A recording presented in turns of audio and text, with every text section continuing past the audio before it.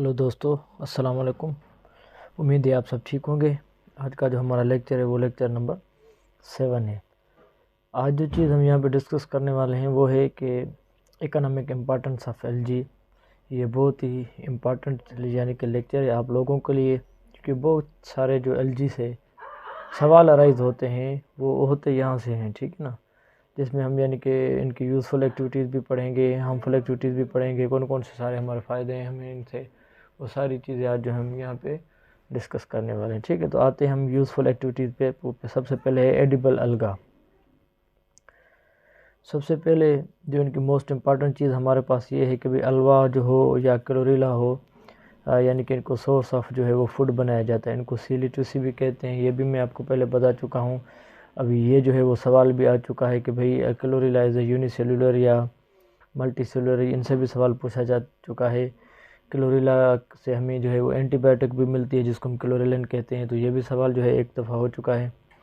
तो ये क्या है, ये दोनों के दोनों ग्रीन एल्जी हैं, और ये क्लोरेला जो होता है विटामिन ए और बी का भी क्या है हमारे पास सोर्स है। और दूसरा रिच सोर्स ऑफ प्रोटीन है। अबाउट 50% जो है हमें इनसे प्रोटीन, 20% कार्बोहाइड्रेट्स, 20% जो है अदर फैट्स वगैरह हमें जो है वो क्लोरेला से मिलते हैं। उसके बाद हमारे पास क्या है कि भाई स्पायरुलिना, ये अभी जो पंजाब पब्लिक सर्विस कमीशन है या फेडरल, उनमें ये भी सवाल आया है कि इनको सबसे पहले सिंगल सेल प्रोटीन कहा जाता है, दूसरा ये यूनिसेलुलर है, और ये ब्लू ग्रीन एल्जी है, और ये क्या है रिचेस्ट सोर्स ऑफ प्रोटीन है। यानी कि अराउंड अबाउट 65% जो प्रोटीन होती है वो हमें यानी कि इनसे मिलती है। ठीक है, उसके बाद हमारे पास ये मैं सारा एडिबल अलगा के बारे में बता रहा हूँ। पोरफायरा जो हमारे पास रेड एल्जी है वो भी प्रोटीन प्रोवाइड करती है हमें 30 to 35%।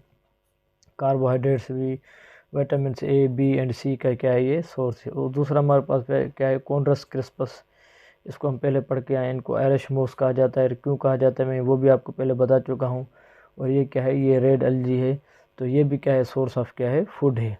उसके बाद हमारे पास एलेरिया है, लेमिनेरिया है, सरगासम है, यानी कि दीज आल आर सबसे पहले जो है वो ब्राउन एल्जी हैं, बिलोंग्स टू फियोफाइसी।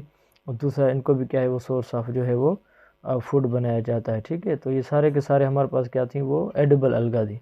उसके बाद इनका जो इंडस्ट्रियल यूज़ देखें, सबसे पहले हमारे पास मशहूर जो है अगार अगार है, इनको सिंपली अगारी कहा जाता है, और ये एक जेली लाइक सब्सटेंस होता है और बिलोंग टू रेड एल्जी। अब यानी कि ये देखें 2 से 3 MCQs आते हैं। सबसे पहले जो है अगार अगार मिलता हमें कौन से, ग्रीन एल्जी से या फियोफाइसी से या रोडोफाइसी से, तो सही आंसर होगा रोडोफाइसी। एक सवाल ये हो गया कि रेड एल्जी। और दूसरा पूछा जाता है कि कौन से ऑर्गेनिज्म से, जेलिडियम एंड ग्रेसिलेरिया जो है वो सोर्स ऑफ क्या है वो अगार अगार हैं। और दूसरा ये काम कहाँ आता है, it is use in making ice creams and jellies. It is also use as culture media, यानी कि कल्चर मीडिया तो जो जेली लाइक सब्सटेंस होने की वजह से हम इनको कल्चर मीडिया में इस्तेमाल करते हैं, एल्जी के लिए या फंजाई के लिए या बैक्टीरिया के लिए या अदर जो है वो टिश्यू पर्पज़ के लिए। तो ठीक है, तो ये हमारे पास क्या है इनकी इंडस्ट्रियल वैल्यू है। उसके बाद हमारे पास क्या है, अभी ये इंडस्ट्रियल वैल्यू चल रहे हैं, अल्जीनेट्स हैं, या इनको आपने अल्जीनिक एसिड के नाम से भी पढ़ा होगा। It is a salt of alginic acid and obtained from walls of members of, ये फियोफाइसी के जो भी ऑर्गेनिजम्स होते हैं उनकी वाल से हमें यानी कि अल्जीनेट मिलता है, इनको हम यानी कि साल्ट ऑफ एल्जीनिक एसिड कहते हैं। और ये पूछा जाता है कौन से ऑर्गेनिज्म से, ये लेमिनेरिया से आपको मिलते हैं, मैक्रोसिस्टिस से मिलते हैं, फ्यूकस से मिलते हैं, या जो है इक्लोनिया हो गया हमारे पास, लिसोनिया हो गया। तो these are the examples of यानी कि एल्जीनेट्स, यानी कि इनसे हमें एल्जीनेट्स मिलता है फियोफाइसी के। इनके यूजेस कौन से होते हैं, इनको फिल्म प्रूफ ऑफ फैब्रिक्स यानी कि तौर इस्तेमाल करते हैं, और एज वेल यानी कि प्लास्टिक जो भी आर्टिकल्स होते हैं यानी कि ये सारे कहाँ से बनते हैं, ऑब्टेन्ड फ्राम या प्रिपेयर्ड फ्राम एल्जीनेट से। ठीक है, उसके बाद हमारे पास क्या है आयोडीन का तो आपको पता है, obtained from some brown algae, ये ब्राउन अलगा से। सबसे पहले ये सवाल है कि मिलता कौन से वाली एल्जी से। और दूसरा जो है एग्जाम्पल पूछे जाते हैं, लेमिनेरिया, फ्यूकस, इक्लोनिया, ये फियोफाइसी के सारे के जो भी ऑर्गेनिज्म हैं, these are the sources of iodine. उसके बाद हमारे पास क्या है carrageenan, it is very much like to agar, यानी कि ये अगार की तरह ही होता है, और मिलता हमें कहाँ से, कॉन्ड्रस क्रिस्पस। और आपको पता है कॉन्ड्रस क्रिस्पस कौन सी वाली है, ये भी क्या है एक रेड एल्जी है, बिलोंग्स टू द रोडोफाइसी। ठीक है, तो ये भी आप जो है वो एग्जाम्पल याद करें।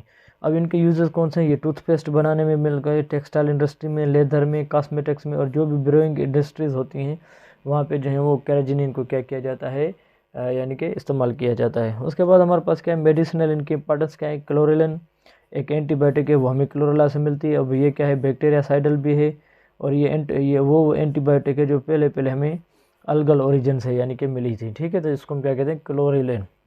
अब ये इनकी जो है वो मेडिसिनल इंपॉर्टेंट। उसके बाद हमारे पास कारा है, नाइटेलिया है, ओसिलेटेरिया है। These all are the medicinally importance because they are larvicidal and mosquitocidal. ये क्या करते हैं, मस्क्यूटो को किल करती हैं, ठीक है। और जहाँ जहाँ पे कारा होती है वहाँ पे मस्क्यूटो नहीं होती है, यानी कि ये एक केमिकल से रिलीज़ करते हैं। जब भी इनके पास मस्क्यूटो वगैरह आते हैं तो ये उनको क्या कर देता है, ये किल कर देता है। लार्विसाइडल और मस्क्यूटोसाइडल है, लार्वा स्टेज में भी और मस्क्यूटो स्टेज में भी। और जापान के अंदर यानी कि in Japan Sargassum used in artificial making artificial wool. अब ये क्या करते हैं, आर्टिफिशियल वूल बनाने के लिए यानी कि जापान में जो है वो सरगासम को क्या किया जा रहा है, इस्तेमाल किया जाता है, ठीक है। अब स्पेस में इनकी कौन सी इंपॉर्टेंस है, इन स्पेस क्लोरेला जो हो, स्पाइरुलिना जो है वो सिंगल सेल्ड प्रोटीन यानी कि ऑर्गेनिज्म में, मैंने आपको पहले बताया हुआ है कि भाई ये for regular supply of fresh oxygen, यानी कि फ्रेश ऑक्सीजन भी इनको मिलती रहे क्लोरेला ऑरेंज से, और यानी कि फ्यूल सप्लीमेंट्स भी इनको मिलता रहे, यानी कि सोर्स ऑफ फूड भी इनको इस्तेमाल करते हैं for the rich source of proteins. तो ये 3-4 चीज़ें जो होती हैं जिनकी वजह से इनको जो है वो स्पेस में इस्तेमाल किया जाता है। और ये भी इंपॉर्टेंस है किसकी, एल्जी की। फोडर यानी कि सोर्स ऑफ फूड। अब यानी कि some brown algae are source of fodder, यानी कि कुछ ऐसे एल्जी के ब्राउन एल्जी के ऑर्गेनिजम्स होते हैं जिनको सोर्स ऑफ जो है वो फूड बनाया जाता है, जिसमें एस्कोफाइलम हो गया, लेमिनेरिया हो गया, फ्यूकस हो गया। इनको जो है स्टॉक फूड फॉर यानी कि शीप एंड केटल, तो जो है इनको क्या किया जाता है, ये इस्तेमाल किया जाता है, ठीक है। ये भी किसकी इकोनॉमिक इंपॉर्टेंस है, एलजी की। उसके बाद हमारे पास क्या है, बायो फर्टिलाइज़र्स। कुछ ऐसे जैसे एलोसीरा हो गया या टोलिपोथ्रेक्स हो गया, ये यानी कि इंडिया में, जापान में इन राइस फील्ड जो है इनको यानी कि इस्तेमाल किया जाता है एज ए बायो फर्टिलाइजर्स, ठीक है। उसके बाद हमारे पास क्या है, डायटोमाइट। डायटोमाइट यानी कि क्या है, cell wall constitute of diatoms के, यानी कि सेल वॉल का कंस्टिट्यूट है, और ये हाईली पोरस होता है और इनसॉल्युबल होता है, और उसकी वजह से इनको यानी कि फ़िल्टर फॉर ऑयल इस्तेमाल किया जाता है, अदर क्लीनिंग सॉल्वेंट स्टोर यानी कि इनको इस्तेमाल किया जाता है, ठीक है। और ये क्या है, एक तो लाइट है, दूसरा फायर प्रूफ होता है डायटोमाइट, यानी कि डायटम्स की सेल वॉल से मिलता है। दूसरा यानी कि used in paper and wine industry, उस वहाँ पे भी इस्तेमाल किया जाता है।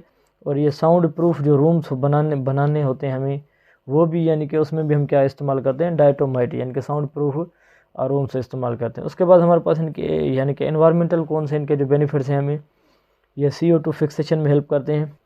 Half of CO2 is fixed by algae. जो भी हमारे पास CO2 होती है, यानी कि एल्जी क्या है, एक्वेटिक नेचर होने की वजह से जब ये फोटोसिंथेसिस ज़्यादा करेगी तो ज़ाहिर ऑटोमेटिकली CO2 क्या करेगी, ज़्यादा यूटिलाइज करेगी। उसके बाद जब ये क्या करते हैं, सोर्स ऑफ ऑक्सीजन भी हैं एक्वेटिक ऑर्गेनिज्म के लिए, सोर्स ऑफ ऑक्सीजन है as a result of photosynthesis. जब फोटोसिंथेसिस करते हैं ज़ाहिर वाटर स्प्लिट होता है तो ऑक्सीजन यानी कि डिजोल्व हालत में यानी कि अवेलेबल होती है, तो ये भी क्या यानी कि सोर्स ऑफ ऑक्सीजन भी है, ठीक है। CO2 फिक्सेशन भी करते हैं और सोर्स ऑफ ऑक्सीजन भी हैं। और इनके हार्मफुल एक्टिविटीज़ कौन सी होती हैं, सेफाल्यूरोज वायरेसेंस जो है, ग्रीन अलगा पैरासाइट ऑन लीव्स ऑफ जो है टी एंड कॉफ़ी, उनके अंदर यानी कि ये डिजीज़ काज करते हैं जिसको कहा जाता है रेड रस्ट ऑफ टी। दूसरा हमारे पास हार्वेलिया है, ये पैरासाइट है, ठीक है।